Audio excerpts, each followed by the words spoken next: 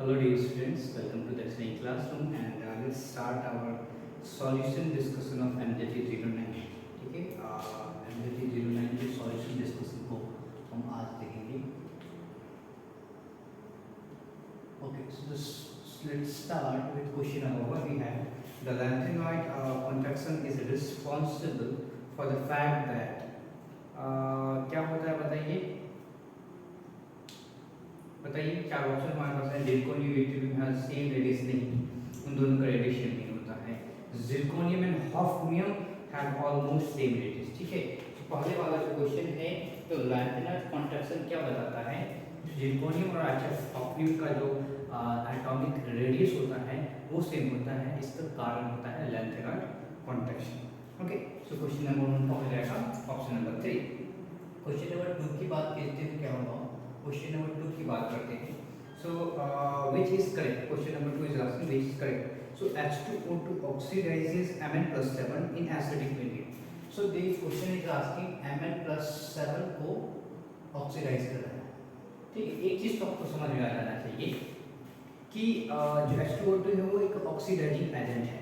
That's fine, but अगर ध्यान से देखो, थोड़ा सा दिमाग लगाएंगे अगर हमारे पास होगा तो, कि मैग्नीज जो है ऑलरेडी अपनी हाईएस्ट पॉसिबल ऑक्सीडेशन नंबर में है. मैग्नीज +7 में है. ठीक है, +7 से +8 +9 +10 नहीं जा सकता है, पॉसिबिलिटीज नहीं होती. ठीक है, तो ऑब्वियस सी बात है कि इसको आप ऑक्सीडाइज कर ही नहीं सकते, इसको ऑक्सीडाइज नहीं किया जा सकता. ठीक है, okay. So this option number 1 is wrong. Option HOCl reduces H2O2 in acidic medium, ये भी गलत है. Reaction of KMnO4 with H2O2 in both acidic and basic medium gives O2. That's absolutely same. So option number 3 आपका सही है. Question number 3 की बात करेंगे. Extraction of gold and silver involves leaching with cyanide and that's fine. अब क्या है, जो सिल्वर हमारा जो हो जाता है, सिल्वर को रिकवर करने के लिए आपको डिस्प्लेसमेंट रिएक्शन करना होता है मोर इलेक्ट्रोपॉजिटिव एलिमेंट से, मोर इलेक्ट्रोपॉजिटिव और मोर रिएक्टिव मेटल से. तो अगर आप ध्यान से देखो तो उसको क्या होगा, डिस्प्लेसमेंट विद जिंक. जिंक क्या होता है, मोर रिएक्टिव मेटल है, तो इसीलिए आपको क्या करता है, सिल्वर को रिकवर किया जा सकता है, क्योंकि जो जिंक है वो ज़्यादा रिएक्टिव है सिल्वर से.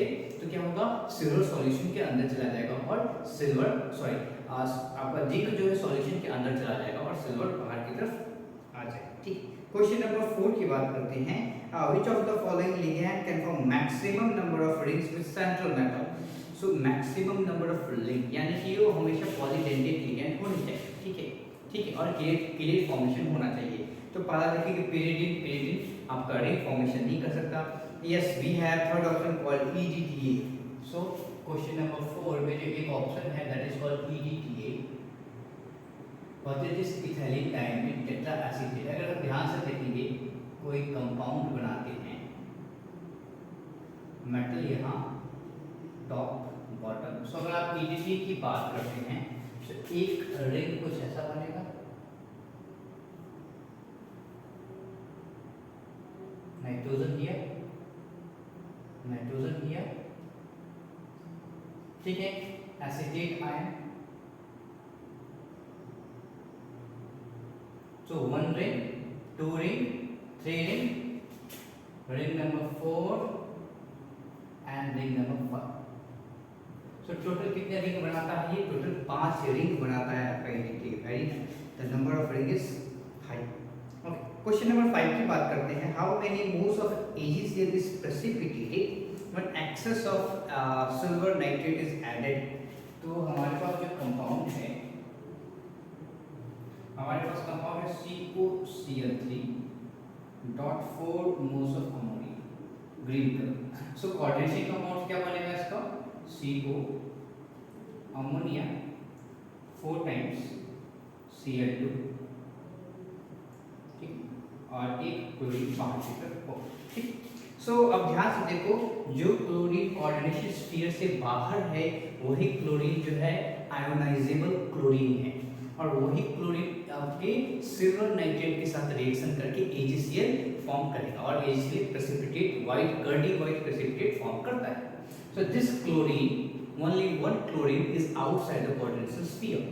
So only one chlorine or only one chloride ion will go to AgNO3 and will make AgCl, 1 mole of AgCl and it will get precipitated. तो कितने moles of AgCl precipitate किए जाएंगे? 1 mole of AgCl precipitate किए जाएंगे, ठीक है? Okay, which one of the following complex, question number 6, which one of the following complex does not show geometrical isomerism? Question number 6 की बात करते हैं। क्या है? does not show geometrical isomerism। पहला है हमारा कोबाल्ट Ca2 B2 के रूप में, करेक्ट? सॉरी, Ca3 B3 के रूप में। So this can show facial meridional geometrical isomerism, तो ये शो कर रहा है। Answer one is COEN3। Yes, this can show only optical isomerism, ये geometrical isomerism शो नहीं करता है, ये ओनली कॉम्पैक्ट आपके ऑप्टिकल आइसोमेरिज्म शो करता है, तो ये आपका करेक्ट ऑप्शन होगा। ओके, क्वेश्चन नंबर 7 की बात करते हैं। अमंग स्कैंडियम +3, टाइटेनियम +4, निकल +2 एंड कॉपर +2 आयन कौन से हैं पैरामैग्नेटिक, कौन से हैं डायमैग्नेटिक? क्वेश्चन नंबर 7 की बात कर रहे हैं। बात करना है आपको स्कैंडियम +3। स्कैंडियम +3 की अगर बात करते हैं तो क्या होता है? 3D0, ठीक है। अच्छा, स्कैंडियम के बाद टाइटेनियम +4, Ti+4 की अगर बात करते हैं तो ये क्या होता है? ये भी होता है 3D0। अनपेयर्ड इलेक्ट्रॉन इन दोनों में क्या होता है? 0, no unpaired electron, that's why they are regarded as diamagnetic. Let's talk about we have is copper +2, copper +2 क्या होगा? 3D10 दो इलेक्ट्रॉन हटा देंगे, सो 3D9, so they have one unpaired electron. Then we have another one, nickel +2, so this is called 3D8 configuration, 3D8 configuration, that means कि जो आपका है इसमें 3 अनपेयर्ड इलेक्ट्रॉन हैं। इट मींस जो हमारे लेटर के दो स्पीशीज हैं दोनों में अनपेयर्ड इलेक्ट्रॉन हैं, इसीलिए ये क्या होगा? पैरामैग्नेटिक बिहेवियर शो करेगा। अच्छा, अगला जो हमारा है PbI4 डज नॉट एग्जिस्ट। जो लेड है, लेड आयोडाइड है, PbI4 डज नॉट एग्जिस्ट। देखिए क्या है कि जो Pb+4 स्टेट में होता है वो थोड़ा सा अनस्टेबल होता है, वो तुरंत जो है +4 से क्या करता है? +2 में आना पसंद करता है, यानी कि Pb+4 है एक वेल नोन ऑक्सीडाइजिंग एजेंट का काम करेगा, ठीक है। तो वो तुरंत जो है +4 से किस में आ जाएगा? +2 में आना पसंद करेगा। ऐसा इसके पीछे एक और लॉजिक दे सकते हो कि जो Pb+4 है वो इनर्ट पेयर इफेक्ट के कारण थोड़ा सा क्या होता है? स्टेबल नहीं होता है, तो PbI4 नहीं बनेगा क्योंकि Pb+4 स्टेट में स्टेबल नहीं होता है, ठीक। क्वेश्चन नंबर 9 की बात करेंगे। Which one of has maximum bond energy? Chlorine, fluorine, bromine, iodine. ये सिंपल सा है, आपको पता है कि क्लोरीन का बॉन्ड एनर्जी ज्यादा होता है, साइज वर्सेस आपको इलेक्ट्रोनेगेटिविटी, वो दोनों की बात आपको करनी होती है। क्वेश्चन नंबर 10 है which of the following is planar molecule? B2H6। B2H6 में क्या होता है? ये आपका ब्रेकिंग बॉन्ड होता है और जो लास्ट के दो हाइड्रोजन होते हैं आउट ऑफ द प्लेन होते हैं, यानी कि आपके परपेंडिकुलर टू द प्लेन होते हैं। सिमिलरली BeCl2 n टाइम्स, यानी कि क्या है? पॉलीमर जैसा दिखेगा और ऑब्वियस सी बात है ये क्रॉस लिंक होगा, तो क्या होगा? ये आपके आउट ऑफ द प्लेन देखने को मिलेंगे। BeCl2 2 times, yes this is what we are talking about. ये आपका जो बेरिलियम होता है वो क्या होगा बताओ? sp2 हाइब्रिडाइज्ड होगा, तो एक क्या दिखाएगा? एक प्लेन में आपका रहेगा। Okay, question number 11 the correct order of C single bond O phosphate. Question number 11 we are talking about आपको C बॉन्ड लेंथ का बताना है। हमारे पास कार्बन मोनोऑक्साइड क्या होता है? Carbon monoxide C triple bond होता है, तो ट्रिपल बॉन्ड है तो शॉर्टेस्ट होगा, ठीक। इसके बाद आता है carbon dioxide C double bond, so this is called true double bond, this is true double bond, ठीक है। And the last one is carbonate ion, so this is called. तो ध्यान से देखेंगे रेजोनेंस होता है, क्या होता है? रेजोनेंस होता है। तो सारे बॉन्ड के पास पार्शियल सिंगल बॉन्ड कैरेक्टर और पार्शियल डबल बॉन्ड कैरेक्टर होता है, ठीक है।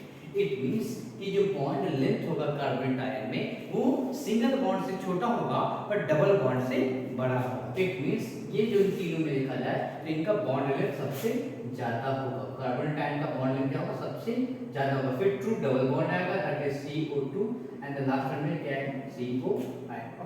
क्वेश्चन नंबर 12 की बात करते हैं। Correct order of stability. आपके पास ऑर्डर ऑफ स्टेबिलिटी की बात करते हैं तो आप बॉन्ड ऑर्डर के बाद आराम से बता सकते हो। तो आपको पता है कि जो आपका नाइट्रोजन होता है उसका बॉन्ड ऑर्डर बॉन्ड ऑर्डर 3 होता है, सबसे ज्यादा स्टेबल होगा। फिर सबसे करीब आ जाएगा आपका, इसमें करीब आएगा आपका N2 पॉजिटिव और उसके बाद आएगा N3 पॉजिटिव और N2 नेगेटिव, ठीक। आगे बढ़ते हैं question number bond angle in pH3। आपको पता है कि जो हमारे अगले पीरियड में जो एलिमेंट्स होते हैं उसमें आपका हाइब्रिडाइजेशन कॉन्सेप्ट काम नहीं आता है, ठीक है। तो pH3 में भी अगर सोचा जाता तो pH3 में भी क्या होना चाहिए, बॉन्ड एंगल ऑलमोस्ट अमोनिया के बराबर होना चाहिए था, but this are all Drago's compound, तो इनके जो है इसमें हाइब्रिडाइजेशन नहीं होता है उस प्रकार का, और बॉन्ड एंगल अराउंड क्या होगा 93-94 डिग्री होता है, यानी कि लेस देन अमोनिया होता है, ठीक है। Okay, now the question number 14 है। क्वेश्चन 14 के बाद अगर आप करो, क्वेश्चन 14 में क्या बोल रहा है, ऑक्सीजन +2 इलेक्ट्रॉन गिविंग 2 नेगेटिव। सो आपका है E है, एनर्जी है 744 है, ठीक है। E 744 है, यानी कि आपका एक एंडोथर्मिक रिएक्शन, यानी कि आपको रिएक्शन करवाना पड़ेगा। पर आपको पता है कि ऑक्सीजन तो इलेक्ट्रॉन लेना पसंद करता है, एक इलेक्ट्रॉन नेगेटिव एलिमेंट है, इलेक्ट्रॉन लेना पसंद करता है। ऐसा क्या हो गया कि आपको एनर्जी देनी पड़ रही है, तो क्या है कि this reaction is favourable, this reaction is favourable reaction, but what exactly happens, the second step is unfavourable.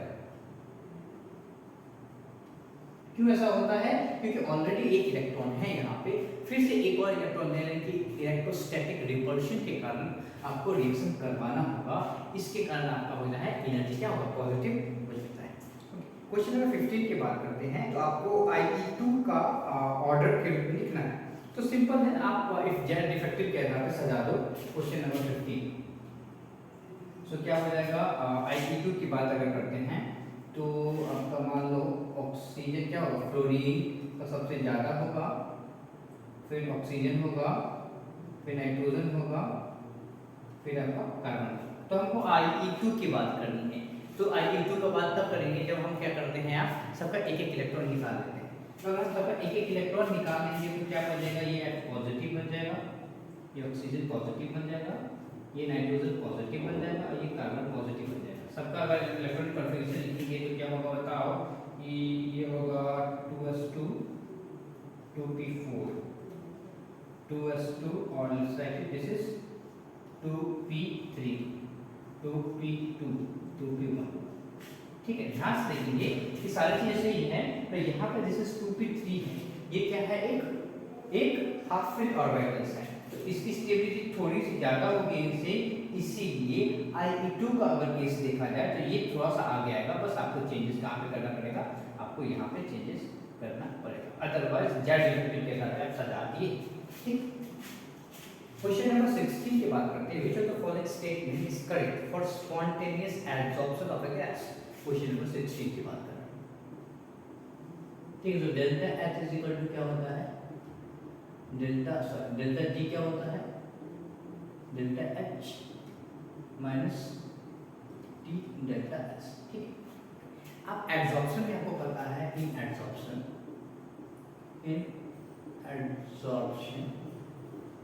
This is confirm, delta S क्या होता है, नेगेटिव, डेल्टा S क्या होता है, मल्टीप्ल चेक हो जाता है, डेल्टा S नेगेटिव होता है। तो जब डेल्टा S नेगेटिव है और रिएक्शन को प्रोसीड करना है, स्पॉन्टेनियस होना है, तो डेल्टा G को क्या होना होगा, नेगेटिव होना होगा।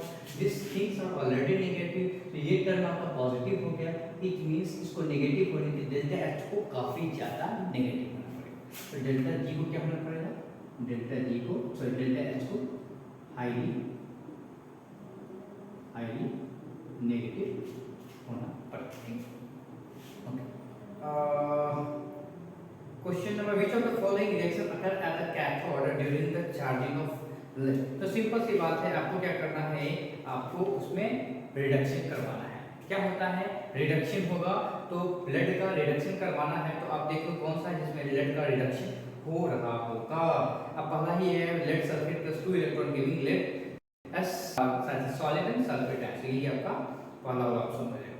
क्वेश्चन नंबर 18 की बात करते हैं। क्वेश्चन 18 है आपके पास इलेक्ट्रॉन गिवन है, सेल रिएक्शन अगर है तो ये स्पॉन्टेनियस हो नहीं होगा वो बताना चाहता है। क्वेश्चन नंबर 18 की बात करें तो आपको क्या पता है, G is equal to minus NF E naught. So E naught has to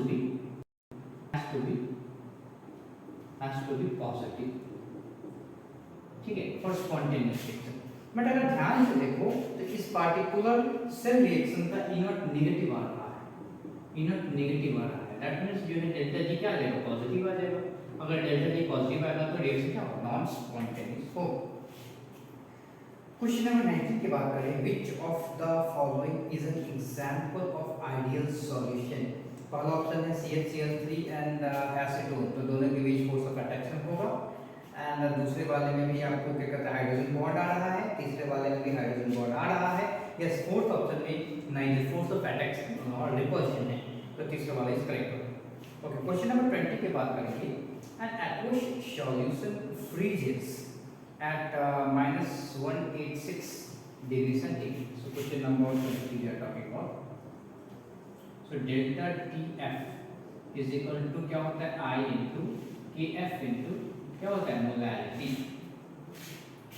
ठीक है।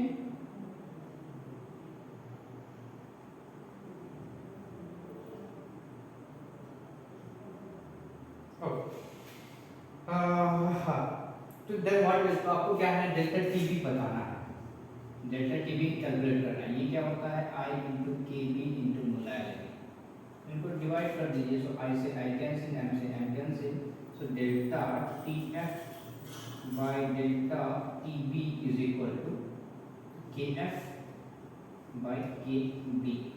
Let's put values here. Delta TF की वैल्यू है 0.186 by delta TB is equal to KF की वैल्यू है 1.86 by 0.512 10 times. So delta TB आ जाएगा आपका 0.0512। सो TB क्या आ जाएगा आपका 100 that is elevation in boiling point, so 100 into 0.0512, this is coming 100.0512 kelvin what degree C, जो भी आपको लगा actually degree C, what at degree, ठीक। For a reaction activation energy is 0, what is the value of a rate constant at 300 Kelvin। सो देखिए ये question बार बार पूछा जाएगा आपसे, मैं बोल रहा हूँ ये क्वेश्चन बहुत इंपॉर्टेंट है। क्या होता है, k is equal to a e to the power minus EA activation energy EA by RT। अगर किसी ने बोला कि EA is equal to 0, so this particular equation reduced to k is equal to a e to the power 0, so a। so k जो होगा, अगर आपके पास activation energy 0 होता है तो k किस पे डिपेंड करता है, ओनली a पे डिपेंड करता है, ठीक, ओनली a पे डिपेंड करता है। ओके, यानी कि k जो है वो हर टेम्परेचर पे कांस्टेंट होगा, ठीक है, k हमेशा कांस्टेंट होगा। तो k at temperature 300 kelvin is equal to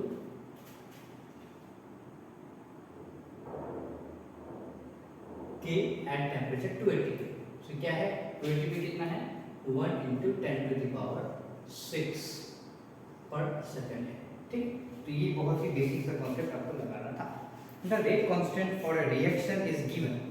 अगर आप रेट कांस्टेंट को ध्यान से देखोगे तो रेट कांस्टेंट का यूनिट बताता है क्वेश्चन नंबर 22 में, ये एक फर्स्ट ऑर्डर रिएक्शन है, ये एक फर्स्ट ऑर्डर रिएक्शन, ठीक। And after that let's see, अगर ये फर्स्ट ऑर्डर रिएक्शन है so let's write the rate for first order. Rate is equal to क्या होता है, k into concentration of N2O5, ठीक है। Question is asking what is the concentration of N2O5, so this is equal to rate divided by k, rate divided by k। So if you have been given rate is 2.4 into 10 to the power minus 5, 2.4 into 10 to the power minus 5 divided by what is the rate constant is 3 into 10 to the power minus 5, 3 into 10 to the power minus 5. So that gives you concentration of N2O5 is equal to ये कितना हो जाएगा 0.81, so 0.8 मोल। ठीक, आगे बढ़ते हैं। Question number 23 क्या बोला, coordination number of atom in simple cubic crystallic 6, इसमें कोई कंफ्यूजन नहीं होना चाहिए। Question number 24 the compressibility factor, so यहाँ पे लो प्रेशर, हमेशा हाई प्रेशर पूछता है, यहाँ पे लो प्रेशर पूछा है क्वेश्चन नंबर 24 में। सो उसमें कैसे करेंगे बताइए, P प्लस, ध्यान से देखिए, P plus En² by V², और लेट्स टॉक अबाउट 1 मोल, तो A by V² is equal to V minus P is equal to T। सो क्या होगा, जब आप लो प्रेशर की बात करें तो ये टर्म गायब हो जाएगा, तो ये will be P plus A by V is equal to RT, divide both the equation by RT, so this is PV by RT, nothing but Z, यहाँ पे आ गया 1 minus A by V RT, तो ये आपका हो जाएगा। तो हम क्या कर रहे हैं, यहाँ पे होल इक्वेशन को डिवाइड कर रहे हैं RT से, तब जाकर ये वाला आ जाएगा। ठीक, तो इस तरीके से हमने क्वेश्चन बनाया। क्वेश्चन नंबर 24, लेट्स सी और आगे क्वेश्चन को देखते हैं।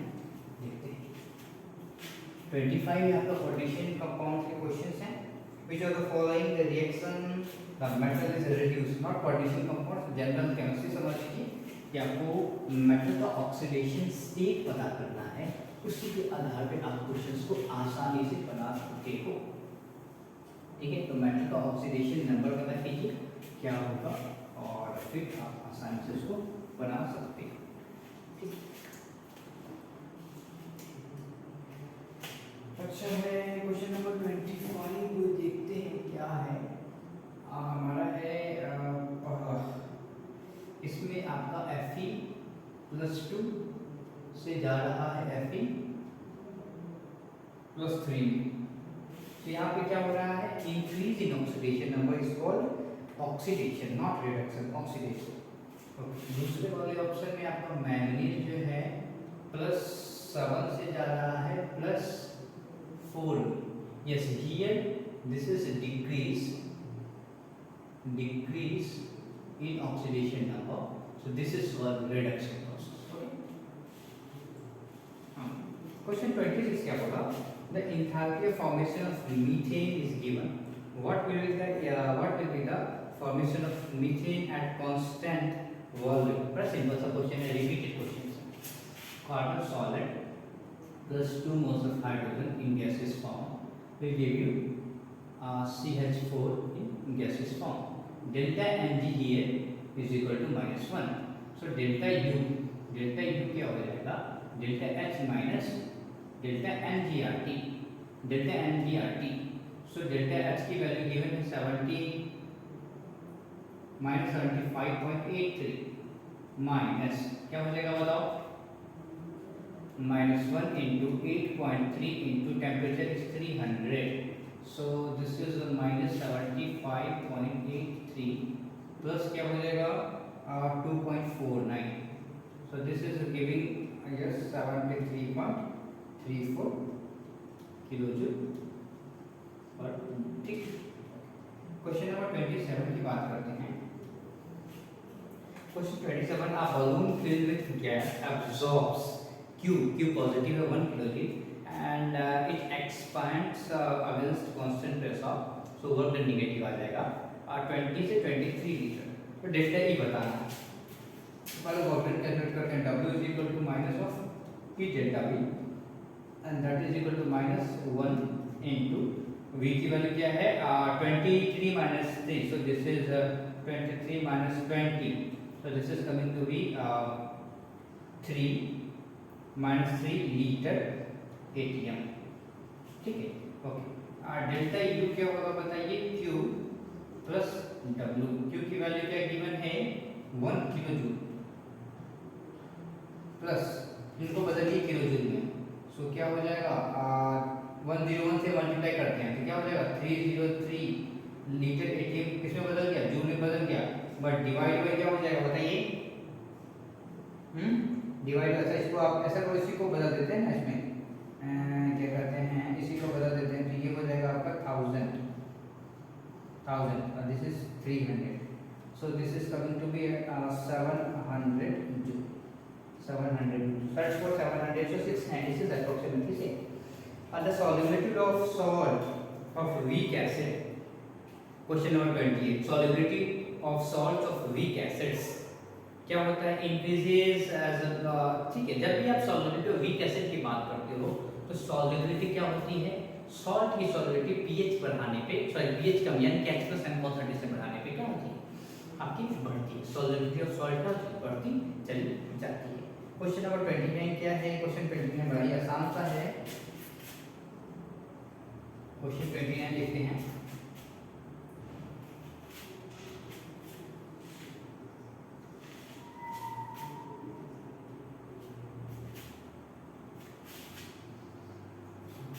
क्वेश्चन 29 देखेंगे,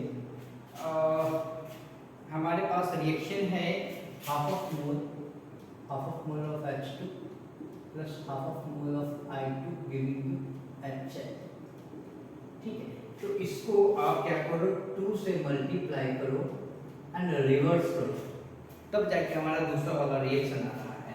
तो K के साथ क्या होगा, K के साथ हो जाएगा जो आपका K1 है, जब मल्टीप्लाई करेंगे तो क्या होगा K स्क्वायर हो जाएगा, और जब रिवर्स करेंगे तो ऐसा हो जाएगा, बताइए क्या होगा 1 divided bye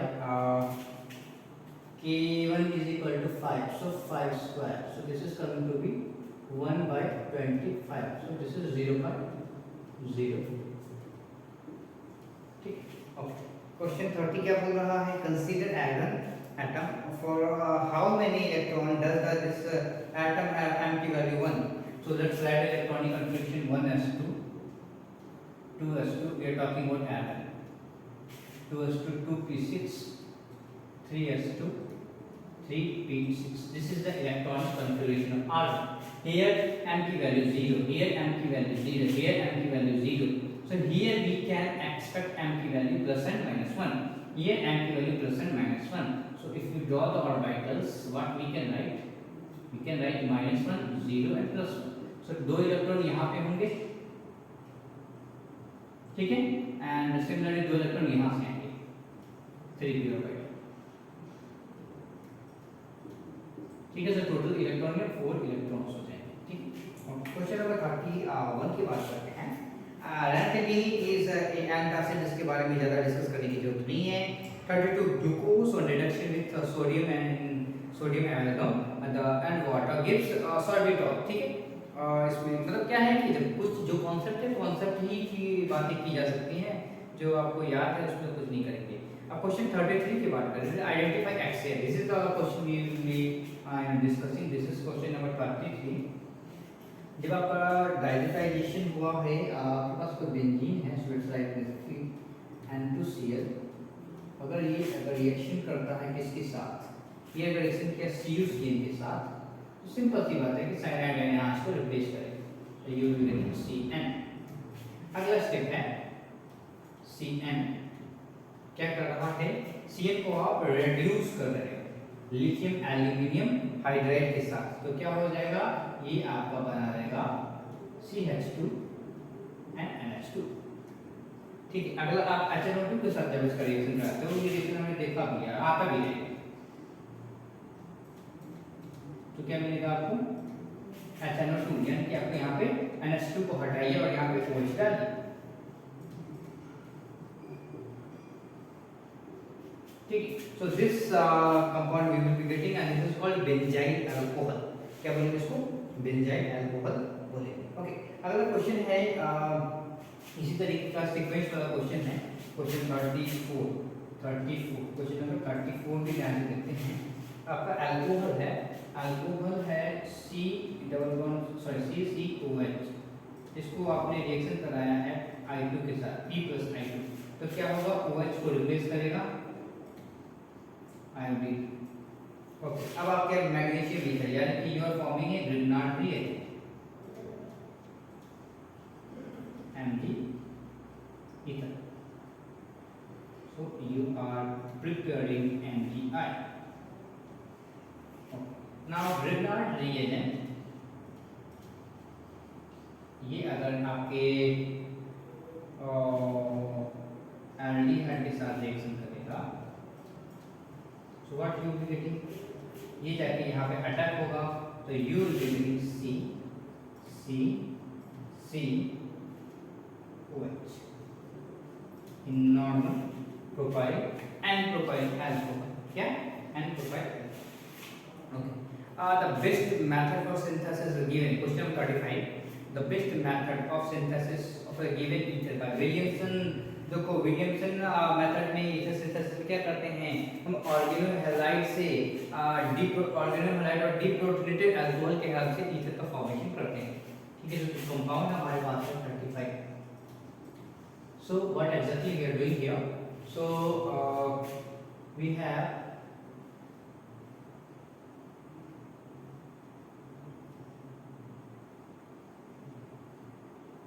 O C double bond C, isn't it? So करना है, अब सिंपल सी बात इसमें करना, दिमाग में लगाना है, यहाँ पे आपका ब्रोमीन आ जाएगा और यहाँ पे हाइड्रोजन आ जाएगा। So you will be getting like this.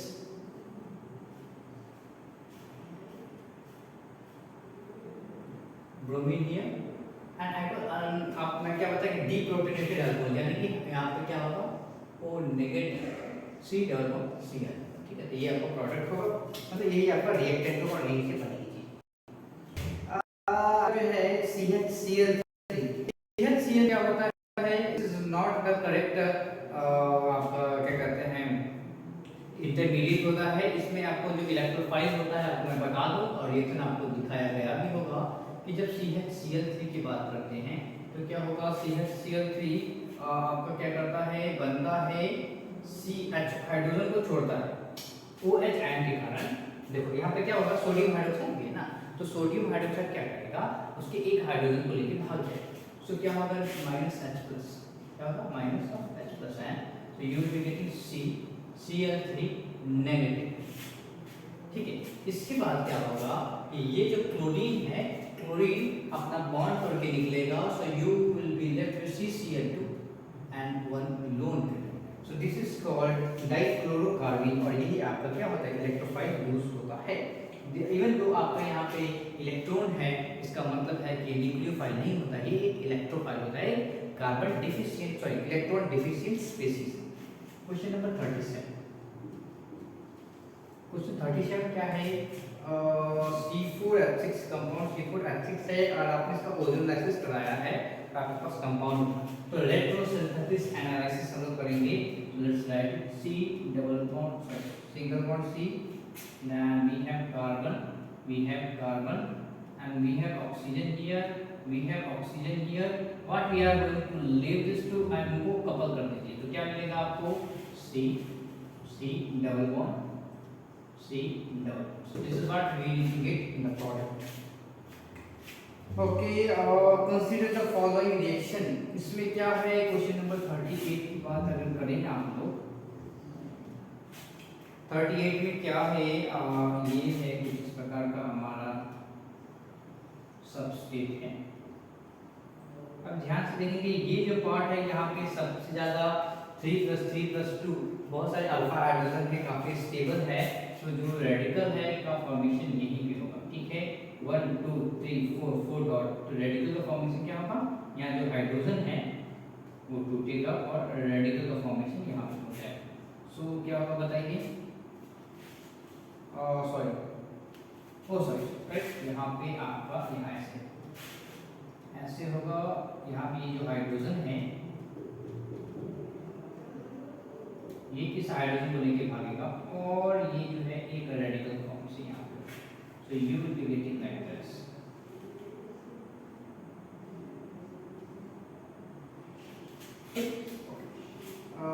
Correct order of stability of a given compound, देखिए पहला वाला क्या है, नाइट्रो ग्रुप जुड़ा हुआ है, बाकी में कोई ऐसा ग्रुप नहीं है, तो नाइट्रो ग्रुप जुड़ने के कारण क्या होगा, माइनस आई इफेक्ट के कारण एनायन सबसे स्टेबल होगा।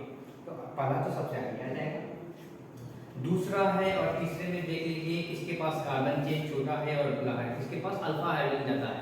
अल्फा हाइड्रोजन ज़्यादा होता है तो एनायन की स्टेबिलिटी कम हो जाती है। उल्टा जैसे कार्बो एनायन कैटायन की स्टेबिलिटी बढ़ती थी, इसमें कार्बो एनायन की स्टेबिलिटी कम हो जाती है। तो 2 अल्फा हाइड्रोजन है तो ज़्यादा स्टेबल होगा एनायन, और 3 अल्फा हाइड्रोजन है तो कम स्टेबल होगा। तो सिंपल है, 1 2 3 के ऑर्डर में काम चलेगा। क्वेश्चन नंबर 40 की बात करते हैं। क्वेश्चन 40, तो पहला जो हमारा है पहला जो है वो है ऐसा। तो यहाँ पे एक्सटेंडेड कंजुगेशन है तो स्टेबल होगा, ये आपका स्टेबल होगा। पॉजिटिव चार्ज डिस्पर्स्ड है, दूसरा में भी पॉजिटिव चार्ज आपका डिस्पर्स्ड होगा।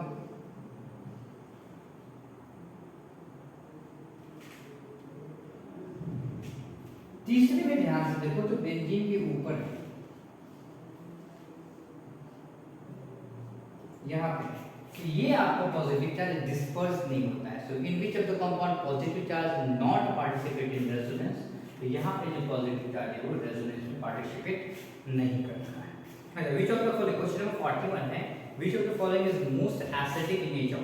तो सिंपल सी बात है, जैसे ही देखेंगे आपका बेंजोइक एसिड सबसे स्टेबल होगा, सबसे ज्यादा आपका एसिडिक होगा आपका बेंजोइक एसिड। फेनॉल नहीं होता है, अल्कोहल नहीं होता है, और जो आपका जो RCOH वो भी आपका नहीं होता है। जो आपका सबसे स्ट्रॉन्ग एसिड होगा वो क्या होगा, बेंजोइक एसिड होगा।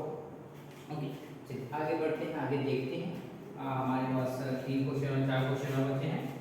क्वेश्चन नंबर 41 हम देखेंगे अभी।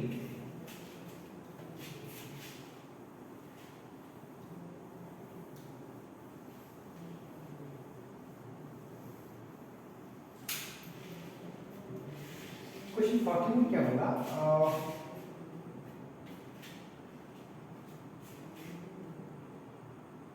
क्वेश्चन नंबर 41, ओके 41 हो गया। क्वेश्चन 42 है, which of the following are optically inactive. Optically inactive question number 42 बोल रहा है कि ऑप्टिकली आपके बोल रहा है ऑप्टिकली इनएक्टिव। इसका मतलब क्या है देख लेते हैं। पहला है अल्लीन है आपका, तो वो ऑप्टिकली एक्टिव होगा। दूसरा देखो ध्यान से, तो दूसरा में एक प्लेन क्रॉस कर रहा है जो क्लोरीन और ब्रोमीन को काटते हुए निकल जाएगा, तो वो जो सब्सटेंस है वो क्या होगा आपका ऑप्टिकली इनएक्टिव हो जाएगा। तीसरे में आपका क्या है कि आउट ऑफ द क्लोरीन और क्लोरीन आपस में सामने हैं, तो रिपल्शन के कारण आउट ऑफ द फ्लेम चले गए, तो ये आपका बाकी जो तीनों कंपाउंड हैं वो आपके ऑप्टिकली एक्टिव हैं। ठीक है, क्वेश्चन नंबर 43 की बात करते हैं। 43 में है, which of the following compound show geometrical isomerism. आपका पहला क्वेश्चन नंबर 43 देते हैं, तो आपका जो है